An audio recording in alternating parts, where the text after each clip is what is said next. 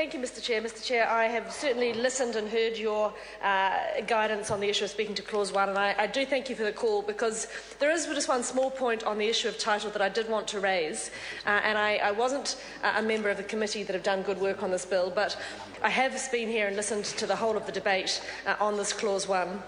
And I think there's just one point that's important to get on record, because I've listened and found quite interesting, actually, the debate around the reasons for the change in the title clause. And I've heard Dr Cam Calder talk very eloquently, I thought, and very informatively around why that change in the title clause to include the word high-powered was important.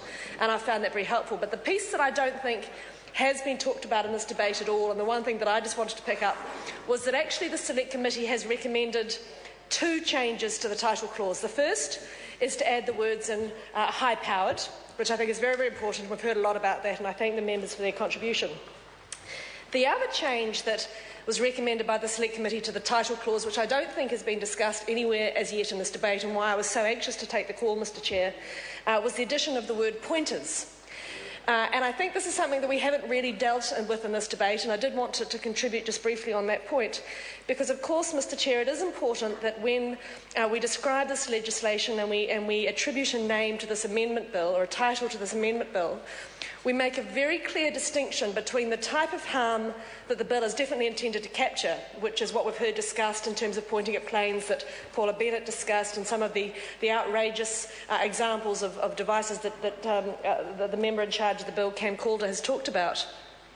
And of course the very real but very legitimate and valid other uses of high-powered lasers. Because, of course, high-powered lasers are prevalent in many, many aspects of society and are perfectly legitimate. And it hasn't, in this entire debate, Mr Chair, been highlighted that the Select Committee have made a very, I think, important change to the title clause when they have added in specifically the word pointers, because originally the bill was titled Possession of Handheld Lasers, and they've added obviously the change to make them high-powered, but also very, very importantly have highlighted that what we're talking about is laser pointers. Now that is a critical change, Mr Speaker. I appreciate it's just one word, but it makes a very clear delineation between the absolutely legitimate and valid use of legitimate high-powered lasers of other forms. So there are laser cutters, there's obviously a lot of high-powered lasers used in medical technology, and we certainly wouldn't want to for 1 minute suggest that this bill was in any way criminalising the use or possession of those devices. So I particularly wanted to highlight that aspect of the change in the title clause. And Mr Chair, I think you will allow me to also take my opportunity, as other members have done, to congratulate Dr Calder for this bill, because it is an important bill, and it is a bill that he really reflects his contribution as a member, which has been always, from day one, to be passionate about the public safety of New Zealanders. And public safety will be enhanced by ensuring that we have legislation that focused on high-powered laser pointers. But I do think it's important that when we are crafting legislation, we're very careful to delineate very, very carefully, particularly when we're criminalising or ascribing the status of a summary offence, that we don't put more into that catch than really should be there. And we certainly wouldn't want New Zealanders to get the wrong idea about the impact of the legislation from the title clause. So getting that defined properly is very important. And I wanted to particularly commend the Select Committee for picking up, because I know that was always Dr Calder's intention with the legislation, that it certainly wouldn't catch high-powered lasers that weren't pointers, that were of, as I say, medical or cutting or other technologies. But I think, as I said, Mr Speaker, that having listened to the whole of the debate, it isn't a point that had been mentioned. I do absolutely endorse the comments that have been made about needing to focus very much on Clause 1.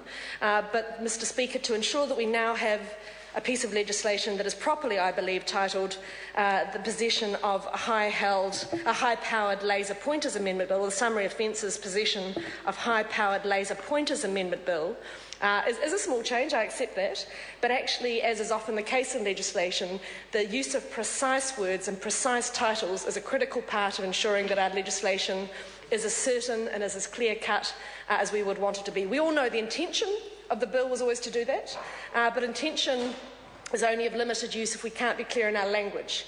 And Mr Speaker, as a lawyer before I came into this House, I can tell you firsthand that if you aren't incredibly careful in words like the title to ensure that they do properly capture the meaning and the essence of the legislation, then problems can ensue.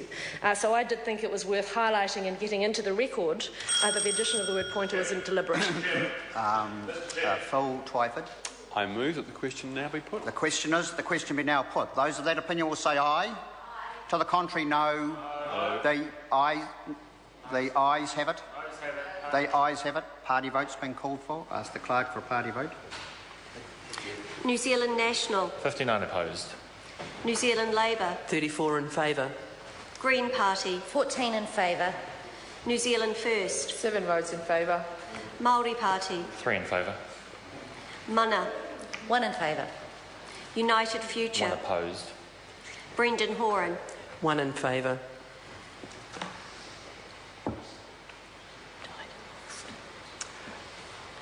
Members, the ayes are 60, the noes are 60. It is tied again, and so the motion, the closure motion, is lost. The debate continues. Mr Chairman. On clause 1, Chris Ockenvold. Thank you, Mr Chairman. Basically, I have one point to make, Mr Chairman, to concentrate very much on the title, as you have made it very plain we must do so, and that's all I want to do.